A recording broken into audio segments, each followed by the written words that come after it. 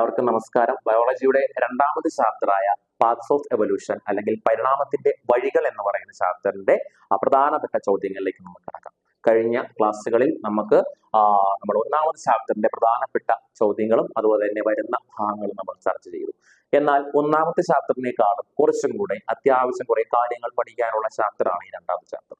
രണ്ടാമത്തെ ചാപ്റ്റർ നിങ്ങൾ രണ്ട് സെക്ഷനായിട്ട് തന്നെ എന്ത് ചെയ്യണം, പഠിക്കണം. ഒന്നാമത്തെ സെക്ഷൻ എന്ന് പറഞ്ഞു കഴിഞ്ഞാൽ എവല്യൂഷനുമായി ബന്ധപ്പെട്ട കുറെ തിയറീസും സിദ്ധാന്തങ്ങളും, അതായത് പരിണാമവുമായി ബന്ധപ്പെട്ട കുറെ തിയറീസ് ആണ് അതിൽ പറയുന്നത്.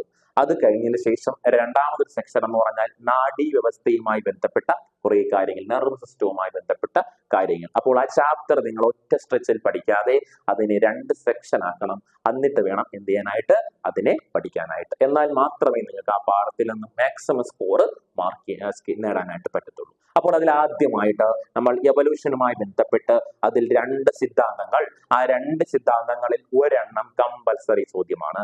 അതിൽ ഒന്നാമത്തെ തിയറീസ് എന്ന് പറഞ്ഞാൽ, അതായത് ഭൂമിയിൽ എങ്ങനെ വ്യത്യസ്തങ്ങളാർന്ന വൈവിധ്യങ്ങളാർന്ന ജീവജാലങ്ങൾ ഉണ്ടായി എന്ന് പറയപ്പെടുന്ന രണ്ട് സിദ്ധാന്തങ്ങൾ. അതിൽ ഒന്നാം സിദ്ധാന്തമാണ് ലാമാർക്കിസവും, രണ്ട് ഡാർവിനിസം അല്ലെങ്കിൽ പ്രകൃതി നിർദ്ധാരണ സിദ്ധാന്തം അല്ലെങ്കിൽ തിയറി ഓഫ് നാച്ചുറൽ സെലക്ഷൻ. അതിൽ ഈ രണ്ട് തിയറീസും തമ്മിലുള്ള ഒരു കമ്പാരിസൺ പരീക്ഷയ്ക്ക് ചോദിക്കും. അതായത് അല്ലെങ്കിൽ ഓരോ ഡോട്ടായിട്ട് തന്നിട്ട് അല്ലെങ്കിൽ ഓരോ സ്റ്റേറ്റ്മെന്റ് ആയിട്ട് തന്നിട്ട് ഇതിൽ ഏതാണ് ഡാർവിനിസം, ഏതാണ് ലാമാർക്കിസം എന്ന് വളരെ ക്ലിയർ ആയിട്ട് നമ്മൾ എന്ത് ചെയ്യണം, പഠിച്ചുകൊണ്ട് പോകണം. 3 മാർക്കിൽ ചോദിക്കും. നമുക്ക് കാണാതെ എഴുതാനായിട്ട് ചോദിക്കുന്നത് ഈ നമ്മുടെ തിയറി ഓഫ് നാച്ചുറൽ സെലക്ഷൻ ആണ്.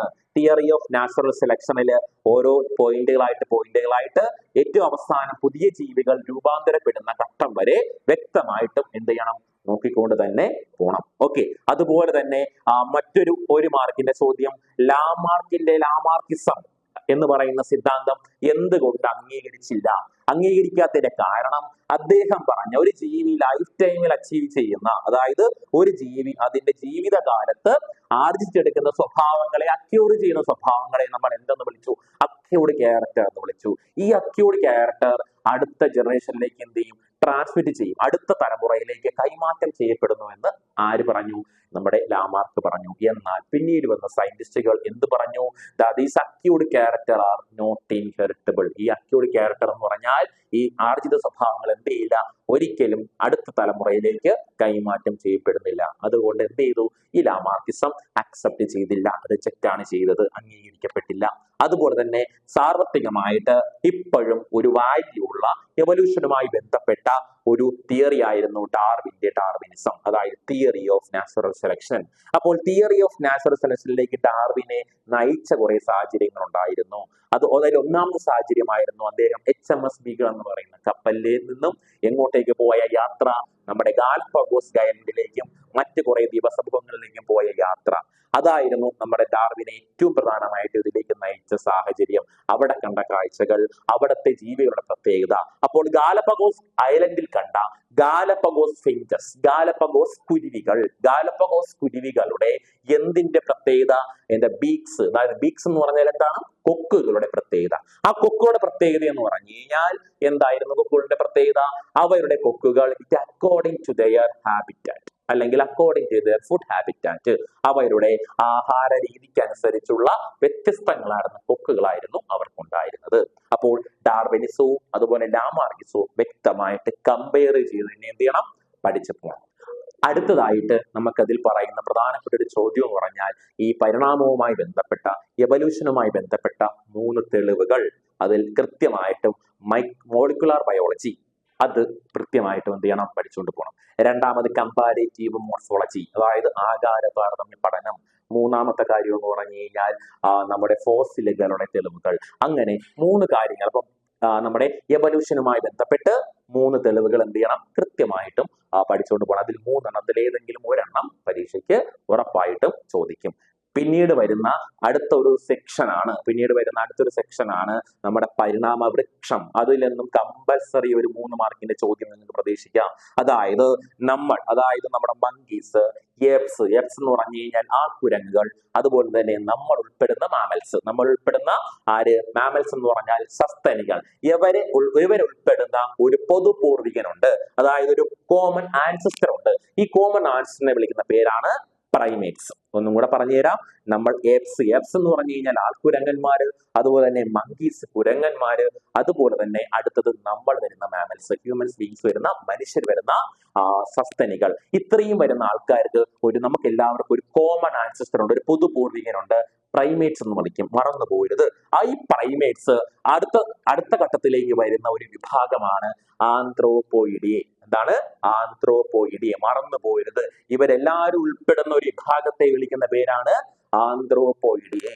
ഈ ആന്ത്രോപോയിഡിയെ കുറെ നാൾ കഴിഞ്ഞ സമയത്ത് രണ്ട് വിഭാഗങ്ങളായിട്ട്, രണ്ട് സെക്ഷനുകളായിട്ട് മാറി. അതാണ് സെർക്കോപിത്തിക്കോയിഡിയെയും രണ്ടാമത് ഹോമിനോയിഡിയെയും. ഒരിക്കലും മറന്നു പോകരുത്, പരീക്ഷയ്ക്ക് ചോദിക്കും.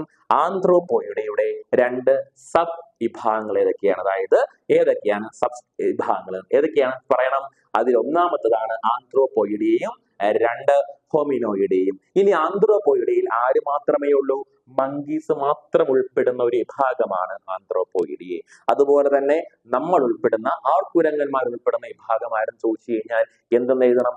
ഹോമിനോയിഡെ എന്ന് എഴുതണം. ഒരു മാർക്കിനോ ഓട് വണ്ണിനോ അല്ലെങ്കിൽ കൂട്ടത്തിൽപ്പെടാത്തത് കണ്ടെത്താനോ മാച്ച് ദ ഫോളോവിങ്ങോ ഒക്കെ എന്ത് ചെയ്യാൻ പറ്റും? എഴുതിയെന്ന് ചോദിക്കാൻ പറ്റും. പിന്നെ ഇന്ന് നമ്മൾ കാണപ്പെടുന്ന മോഡേൺ മാൻ എന്ന് പറയുന്ന അവസാനമായിട്ട് പരിണമിച്ച മോഡേൺ മാൻ അല്ലെങ്കിൽ ആധുനിക മനുഷ്യൻ എന്ന് പറയുന്ന നമുക്ക് തൊട്ടു മുന്നിലുള്ള മറ്റ് ആൾക്കാർ ആരൊക്കെയാണെന്ന് ഓർഡറിന്റെ പരീക്ഷയ്ക്ക് ചോദിക്കാം. അതിൽ ഒന്നാമത്തെ ആളാണ് സെഹാലോന്ത്രപ്പസ് ചാരൻസിസ് എന്ന് പറഞ്ഞാൽ. രണ്ടാമതെന്ന് പറഞ്ഞു കഴിഞ്ഞാൽ Australopithecus. 3 Homo habilis. 4 Homo erectus. 5 Homo neanderthalensis. 6 Homo sapiens. അങ്ങനെ വരുന്ന പ്രധാനപ്പെട്ട ഓർഡറുകൾ എന്ത് ചെയ്യണം? പഠിച്ചുകൊണ്ട് തന്നെ പോകണം. അടുത്ത ഒരു സെക്ഷനാണ് നാഡീവ്യവസ്ഥ. നാഡീവ്യവസ്ഥയിൽ നിന്നുമാണ് നമുക്ക് ഈ ഒരു ഫസ്റ്റ് ടൈം പരീക്ഷയ്ക്ക് വരച്ച് ലേബൽ ചെയ്യാനായിട്ട് ചോദിക്കുന്നത്. പടം വരച്ച് ലേബൽ ചെയ്യാൻ ചോദിക്കും. പടം വരച്ച് ലേബൽ ചെയ്യാനായിട്ട് 2 പടങ്ങളായിരിക്കും ചോദിക്കുന്നത്. ഒന്നാമത്തെ പടം എന്ന് പറഞ്ഞു കഴിഞ്ഞാൽ നമ്മുടെ ഒരു ന്യൂറോണിന്റെ ഭാഗം. ഈ ന്യൂറോൺ എന്ന് പറയുമ്പോൾ അതിൽ പ്രധാനപ്പെട്ട കുറെ ഭാഗങ്ങളുണ്ട്. അതിൽ നമ്മുടെ ന്യൂറോൺ എന്ന് പറഞ്ഞു കഴിഞ്ഞാൽ നാഡീവ്യവസ്ഥ നമ്മൾ പറഞ്ഞിട്ടുണ്ട്. നാഡീവ്യവസ്ഥ അല്ലെങ്കിൽ നെർവസ് സിസ്റ്റത്തിന്റെ അടിസ്ഥാന ഘടകങ്ങളെ വിളിക്കുന്ന പേരാണ് ന്യൂറോൺ അല്ലെങ്കിൽ നാഡീകോശം. ഈ ന്യൂറോണിലൂടെയാണ് നമ്മുടെ സ്റ്റിമുലിക്കനുസരിച്ചുള്ള ഉദ്ദീപനങ്ങൾക്കനുസരിച്ചുള്ള ഇമ്പൾസുകൾ ബ്രെയിനിലേക്കോ സ്പൈനൽ കോഡിലേക്കോ പോകുന്നത് ഈ ന്യൂറോണുകൾ വഴിയാണ്. അങ്ങനെ ഈ ന്യൂറോണുകളുടെ പ്രധാനപ്പെട്ട ഭാഗങ്ങൾ കൃത്യമായിട്ട് പഠിച്ചു വച്ചിരിക്കണം. അതിലാദ്യമായിട്ട് എന്താണ്? ഒന്നാമത്തെ ഭാഗം എന്ന് പറഞ്ഞാൽ മറ്റ് എല്ലാ കോശങ്ങളെ പോലെ തന്നെ നമ്മുടെ ഈ ന്യൂറോണിനും എന്തുണ്ടൊരു ന്യൂക്ലിയസ് ഉണ്ട്. അതുപോലെ തന്നെ എന്തുണ്ടൊരു സൈറ്റോപ്ലാസം, കോശദ്രവ്യമുണ്ട്. അതുപോലെ തന്നെ എന്തുണ്ടൊരു സെൽ ബോഡി, ഒരു കോശ ശരീരം എന്ത് കാണാൻ പറ്റും? നമ്മുടെ ന്യൂറോണിൽ കാണാൻ പറ്റും. അതുപോലെ തന്നെ ഈ സെൽ ബോഡിയിൽ നിന്നും പുറത്തേക്ക് പോകുന്ന മൈന്യൂട്ട്, അതായത് ഷോർട്ട് ഫിലമെന്റിനെ വിളിക്കുന്ന പേരാണ് ഡെൻഡ്രോൺ. മറന്നു പോരുത്. The short filament arising from അല്ലെങ്കിൽ പുറത്തേക്ക് പോകുന്ന ഷോർട്ട് ഫിലമെന്റിനെ വിളിക്കുന്ന പേരാണ് ഡെൻഡ്രോൺ. ഈ ഡെൻഡ്രോണിന്റെ ബ്രാഞ്ചസിനെ വിളിക്കുന്ന പേര് ഡെൻഡ്രൈറ്റ്. ഇനി സെൽ ബോഡിയിൽ നിന്നും പുറത്തേക്ക് പോകുന്ന നീളം കൂടിയ ബ്രാഞ്ചിനെ വിളിക്കുന്ന, നീളം കൂടിയ ഭാഗത്തെ വിളിക്കുന്ന പേരാണ് ആരാണ്? ആക്സോൺ. ഈ ആക്സോണുകൾ എന്ത് ചെയ്യും? ബ്രാഞ്ചുകളായിട്ട് മാറും. അതിനെ വിളിക്കുന്ന പേര് ആക്സോണൈറ്റ്. ആക്സോണൈറ്റിന്റെ അഗ്രഭാഗങ്ങളെ വിളിക്കുന്ന പേര് ആരാണ്? Synaptic knob. ഓക്കെ. അപ്പോൾ ഒരു ന്യൂറോണിൽ നിന്നും മറ്റൊരു ന്യൂറോണിലേക്ക് ഇമ്പൾസുകൾ എന്ത് ചെയ്യും? ഇങ്ങനെ അതിവേഗം എന്ത് ചെയ്യും? പാസ് ചെയ്തുകൊണ്ടേയിരിക്കും. അങ്ങനെ ഒരു ന്യൂറോണിൽ നിന്നും ഇമ്പൾസുകൾ റിസീവ് ചെയ്യുന്ന ന്യൂറോണിന്റെ ഭാഗം എന്ന് ചോദിച്ചു കഴിഞ്ഞാൽ ഏതെന്ന് എഴുതണം? ഡെൻഡ്രൈറ്റ് എന്ന് എഴുതണം. ഇനി ഡെൻഡ്രൈറ്റിൽ ഒരു ഇമ്പൾസ് എത്തിക്കഴിഞ്ഞാൽ ആ ഇമ്പൾസ് ഏത് വഴി കടന്നു പോകും? നമ്മുടെ ഡെൻഡ്രൈറ്റിൽ നിന്നും അടുത്ത ഭാഗമായ ഡെൻഡ്രോൺ. അത് കഴിഞ്ഞിട്ട് സെൽ ബോഡിയിൽ നിന്നും, അത് കഴിഞ്ഞിട്ട് ആ സെൽ ബോഡിയിൽ നിന്ന് പുറത്തേക്ക് ഇമ്പൾസിനെ കൊണ്ടുപോകുന്ന ന്യൂറോണിന്റെ ഭാഗങ്ങളെ വിളിക്കുന്ന പേരാണ് ആക്സോൺ. അത് കഴിഞ്ഞിട്ട് ഇമ്പൾസുകൾ എങ്ങോട്ടേക്ക് പോകും? ആക്സോണിന്റെ ബ്രാഞ്ചസ് ആയ ആക്സോണൈറ്റിലേക്ക് പോവുകയും അത് കഴിഞ്ഞിട്ട് എങ്ങോട്ടേക്ക് പോവുകയും ചെയ്യും? സിനാപ്റ്റിക് നോബിൽ എത്തുകയും ചെയ്യും. ഇനി സിനാപ്റ്റിക് നോബിൽ ആരെത്തുന്ന സമയത്ത്? ഇമ്പൾസുകൾ എത്തുന്ന സമയത്ത് ഈ സിനാപ്റ്റിക് നോബ് നമ്മൾ പഠിച്ചിട്ടുണ്ട്. സിനാപ്റ്റിക് നോബില് ഒരു ഇമ്പൾസ് എത്തിക്കഴിഞ്ഞാൽ എങ്ങനെയുള്ള ഇമ്പൾസുകളാണ്? ഇലക്ട്രിക് ഇമ്പൾസുകളാണ് നമ്മൾ പഠിച്ചിട്ടുണ്ട്. വൈദ്യുതാവേഗങ്ങളാണ്. അപ്പോൾ സിനാപ്റ്റിക് നോബില് ഒരു ഇമ്പൾസ് എത്തിക്കഴിഞ്ഞാൽ, ഈ ഇലക്ട്രിക് ഇമ്പൾസ് എത്തിക്കഴിഞ്ഞാൽ ഈ സിനാപ്റ്റിക് നോബ് എന്തിനെ പ്രൊഡ്യൂസ് ചെയ്യും? Certain chemical substance are produced from this synaptic knob. ഇത്തരത്തിൽ സിനാപ്റ്റിക് നോബ് ഉൽപ്പാദിപ്പിക്കുന്ന രാസവസ്തുക്കളെ, അതായത് കെമിക്കൽ സബ്സ്റ്റൻസിനെ വിളിക്കുന്ന പേരാണ് ന്യൂറോ ട്രാൻസ്മിറ്റർ. മറന്നു പോകരുത്. ആരുൽപാദിപ്പിക്കുന്ന? സിനാപ്റ്റിക് നോബ് ഉൽപ്പാദിപ്പിക്കുന്ന കെമിക്കൽസിനെ വിളിക്കുന്ന പേരാണ് ന്യൂറോ ട്രാൻസ്മിറ്റർ അല്ലെങ്കിൽ നാഡീയ പ്രേഷകം എന്ന് വിളിക്കും. നാഡീയ പ്രേഷകങ്ങൾക്ക് രണ്ട് ഉദാഹരണമുണ്ട്. അസറ്റൈൽ കൊളീനും ഡോപ്പമിനും ആണ് നാഡീയ പ്രേഷകത്തിന് ഉദാഹരണം. ഇങ്ങനെ നാഡീയ പ്രേഷകം എവിടേക്ക് സ്രവിക്കപ്പെടും? രണ്ട് ന്യൂറോണുകൾ ചേരുന്ന ഒരു ഭാഗത്തെ നമ്മൾ ഒരു പേര് വിളിച്ചു, സിനാപ്സ് എന്ന് വിളിച്ചു. രണ്ട് ന്യൂറോണുകൾ ചേരുന്ന ഒരു ഭാഗത്തെ എന്ന് വിളിച്ചു, സിനാപ്സ് എന്ന് വിളിച്ചു. ആ സിനാപ്സുകൾക്കിടയിലുള്ള ഒരു സ്പേസിനെ നമ്മൾ എന്ന് വിളിച്ചു, സിനാപ്റ്റിക് ക്ലഫ്റ്റ് എന്ന് വിളിച്ചു, സിനാപ്റ്റിക് വിടവ് എന്ന് വിളിച്ചു. അങ്ങനെ സിനാപ്റ്റിക് ഉൽപ്പാദിപ്പിക്കുന്ന രാസവസ്തുക്കൾ എവിടേക്ക് സെക്രീറ്റ് ചെയ്യപ്പെടും? നമ്മുടെ സിനാപ്റ്റിക് ക്ലഫ്റ്റിലേക്ക് എന്ത് ചെയ്യും? സെക്രീറ്റ് ചെയ്യപ്പെടും. അങ്ങനെ സിനാപ്റ്റിക് ക്ലഫ്റ്റിലേക്ക് ന്യൂറോ ട്രാൻസ്മിറ്റർ അല്ലെങ്കിൽ ഈ നാഡീയ പ്രേഷകം സ്രവിക്കപ്പെട്ട് കഴിഞ്ഞാൽ അത് ആരെ സ്റ്റിമുലേറ്റ് ചെയ്യിക്കും? നമ്മുടെ തൊട്ടടുത്ത ന്യൂറോണിന്റെ ഡെൻഡ്രൈറ്റിനെ സ്റ്റിമുലേറ്റ് ചെയ്യിക്കും. അവിടെ വെച്ച് പുതിയ ആവയങ്ങൾ ഇമ്പൾസുകൾ ഉണ്ടാവുകയും വീണ്ടും നമ്മുടെ ന്യൂറോണിലൂടെ ആവയങ്ങൾ എന്ത് ചെയ്യും? പോവുകയും ചെയ്യും. അങ്ങനെ സിനാപ്സിന്റെ ഫംഗ്ഷൻ ചോദിച്ചു കഴിഞ്ഞാൽ എന്താണ് സിനാപ്സിന്റെ ഫംഗ്ഷൻ എന്ന് പറഞ്ഞു കഴിഞ്ഞാൽ regulate speed and direction of impulses. അതായത് നമ്മുടെ ഇമ്പൾസുകളുടെ ആവയങ്ങളുടെ വേഗത ഒരേ ഡയറക്ഷനിലേക്ക് കൊണ്ടുപോവുകയും അതിൽ കൂടെയുള്ള വേഗത എന്തെയും കൂട്ടുകയും ചെയ്യും. അതായത് ദിശയും വേഗതയും എന്തെയും ക്രമീകരിക്കുക എന്നാണ് നമ്മുടെ സിനാപ്സിന്റെ ഫംഗ്ഷൻ എന്ന് പറഞ്ഞു കഴിഞ്ഞാൽ. അപ്പോൾ ന്യൂറോണുമായി ബന്ധപ്പെട്ട മറ്റ് ഭാഗങ്ങളാണ് മൈലിൻ ഷീത്ത്. മൈലിൻ ഷീത്തിന്റെ ചിത്രം തന്നിട്ട് മൈലിൻ ഷീത്ത് ചോദിക്കുകയും ഒപ്പം മൈലിൻ ഷീത്തിന്റെ 4 ഫങ്ഷൻസ്, ഒരു കാരണവശാലും മൈലിൻ ഷീത്തിന്റെ 4 ഫങ്ഷൻസ് പഠിക്കാതെ പോകരുത്. മൈലിൻ ഷീത്തിന്റെ ഒന്നാമത്തെ ഫങ്ഷൻ എന്ന് പറഞ്ഞു കഴിഞ്ഞാൽ provide nutrients and oxygen to the axon. ആക്സോണിന് എന്ത് കൊടുക്കും? ന്യൂട്രിയൻസ്, പോഷകങ്ങളും അതുപോലെ തന്നെ എന്തും കൊടുക്കും? പോഷകങ്ങളും ഓക്സിജനും കൊടുക്കുന്ന ആളാണ് മൈലിൻ ഷീത്ത്. രണ്ടാമത്തെ ഫംഗ്ഷൻ ആണ് ആക്സലറേറ്റ് ഇമ്പൾസസ്. ആക്സലറേറ്റ് ഇമ്പൾസസ് എന്ന് പറഞ്ഞു കഴിഞ്ഞാൽ നമ്മുടെ ആവേഗങ്ങളുടെ എന്ത് കൂട്ടും? വേഗത കൂട്ടും. അതുപോലെ തന്നെ ഒരു ഇലക്ട്രിക് ഇൻസുലേറ്റർ ആയിട്ട്, ഒരു വൈദ്യുത ഇൻസുലേറ്റർ ആയിട്ട് എന്ത് ചെയ്യും? പ്രവർത്തിക്കും. ആര്? നമ്മുടെ മൈലിൻ ഷീത്ത്. നാലാമത്തെ ഫംഗ്ഷൻ പറയാം ആക്സോൺ. അതായത് ആക്സോണിനെ എന്താണ്? പ്രൊട്ടക്ട് ചെയ്യും. എന്തിൽ നിന്നും പ്രൊട്ടക്ട് ചെയ്യും? എക്സ്റ്റേണൽ ഷോക്കിൽ നിന്നും എന്ത് ചെയ്യും? അതായത് ബാഹ്യക്ഷതങ്ങളിൽ നിന്നും നമ്മളെ എന്തിനെ പ്രൊട്ടക്ട് ചെയ്യും? ആക്സോണിനെയൊക്കെ പ്രൊട്ടക്ട് ചെയ്യും. അതാണ് മൈലിൻ ഷീത്തിന്റെ 4 ഫംഗ്ഷൻസ് എന്ന് പറഞ്ഞു കഴിഞ്ഞാൽ. അടുത്തതായിട്ട് വരുന്നതാണ് നമ്മുടെ നാഡീയ വ്യവസ്ഥയുടെ 2 പ്രധാനപ്പെട്ട ഭാഗങ്ങൾ. ഒന്നാമത് അതായത് ഒരു കേന്ദ്ര നാഡീയ വ്യവസ്ഥയും അതുപോലെ തന്നെ പെരിഫറൽ നാഡീയ വ്യവസ്ഥയും, സെൻട്രൽ നെർവ് സിസ്റ്റവും അതുപോലെ തന്നെ പെരിഫറൽ നെർവ് സിസ്റ്റവും അടങ്ങുന്നതാണ് നമ്മുടെ നെർവ് സിസ്റ്റം. എന്തൊക്കെയാണ് ഈ സെൻട്രൽ നാഡീയ വ്യവസ്ഥയിൽ അടങ്ങുന്നത്? നമ്മുടെ ബ്രെയിനും സ്പൈനൽ കോഡും. ആരാണ്? നമ്മുടെ തലച്ചോറായ മസ്തിഷ്കവും 2 നമ്മുടെ സ്പൈനൽ കോഡായ സുഷുമ്നയും അടങ്ങുന്നതാണ് സെൻട്രൽ നെർവ് സിസ്റ്റം. 1 മാർക്കിന് ചോദിക്കും, 1 മാർക്കിന് ഫില്ല് ചെയ്യാനൊക്കെ ചോദിക്കാറുണ്ട്, റിലേഷൻ കണ്ടെത്താനായിട്ടൊക്കെ ചോദിക്കാറുണ്ട്. ഇനി അപ്പുറത്താണെങ്കിലോ പെരിഫറൽ നെർവ് സിസ്റ്റം ആരൊക്കെ അടങ്ങുന്നതാണ്?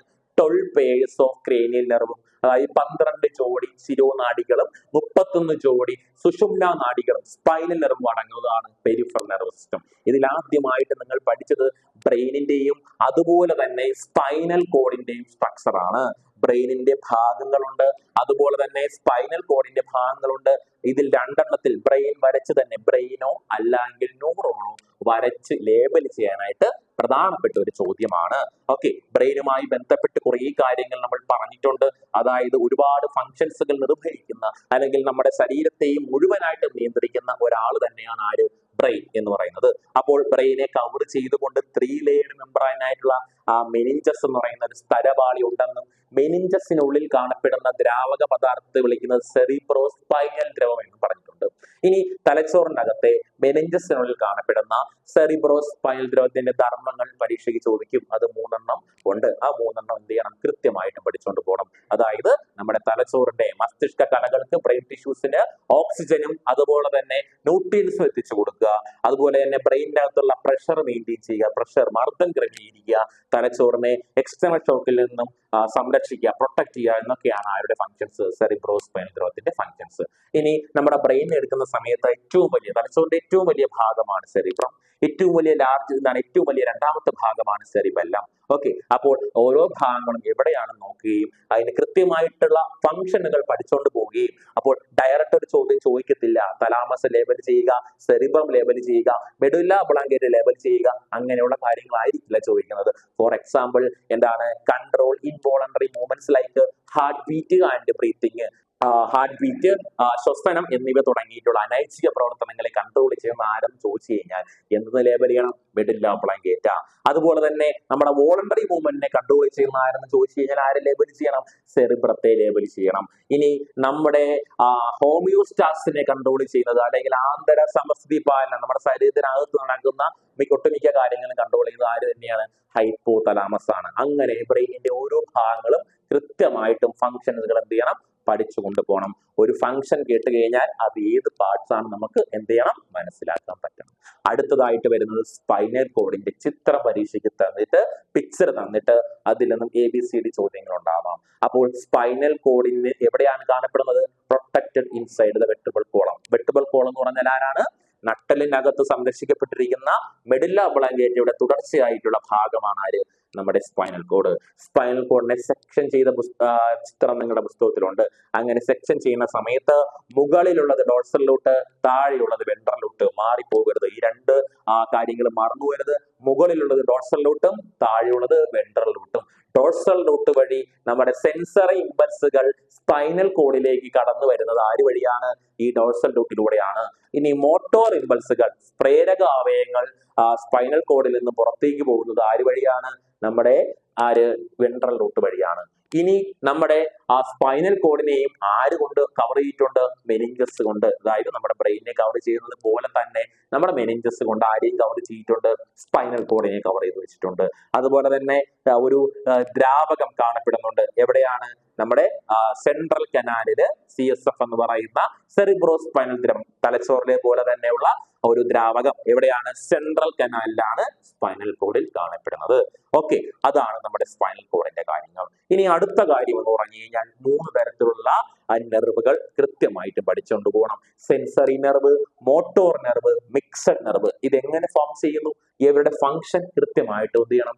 പഠിച്ചുകൊണ്ട് തന്നെ പോകണം. സെൻസറി നെർവ് എന്ന് പറഞ്ഞു കഴിഞ്ഞാൽ മറന്നുപോകരുത്, നമ്മുടെ ശരീരത്തിന്റെ വിവിധ ഭാഗങ്ങളിൽ നിന്നും അല്ലെങ്കിൽ ഗ്രാഹിയിൽ നിന്നോ റിസപ്റ്ററിൽ നിന്നോ ഉണ്ടാവുന്ന ഇമ്പൾസുകൾ എവിടേക്ക് എത്തുക? നമ്മുടെ സെൻട്രൽ നെർവ് സിസ്റ്റത്തിലേക്ക് എത്തുക. ആരൊക്കെയാണ് സെൻട്രൽ നെർവ് സിസ്റ്റം എന്ന് നമ്മൾ നേരത്തെ പറഞ്ഞിട്ടുണ്ട്. ബ്രെയിനും അതുപോലെ തന്നെ സ്പൈനൽ കോഡ് അടങ്ങുന്നതാണ് സെൻട്രൽ നെർവ് സിസ്റ്റം. അപ്പൊ ബ്രെയിനിലേക്കോ സ്പൈനൽ കോഡിലേക്കോ ഇമ്പൾസുകൾ കൊണ്ടെത്തിക്കുന്നത് ആരാണ്? നമ്മുടെ സെൻസറി സംവേദ നാഡികളാണ്. ഇനി തിരിച്ച് സെൻട്രൽ നെർവ് സിസ്റ്റത്തിൽ നിന്നും പുറത്തേക്ക് ഇമ്പൾസുകളെ കൊണ്ടുപോകുന്നത് ആരാണ്? നമ്മുടെ മോട്ടോർ നെർവുകളാണ്, അതായത് പ്രേരക നാഡികളാണ്. ഇവർ രണ്ടുപേരും ചെയ്യുന്ന ഫംഗ്ഷനുകൾ ആര് ചെയ്യും? നമ്മുടെ സമ്മിശ്ര നാഡികൾ ചെയ്യും. സമ്മിശ്ര നാഡികൾ എന്ന് പറഞ്ഞു കഴിഞ്ഞാൽ ആരും കൂടി ചേർന്നിട്ടുള്ളതാണ്.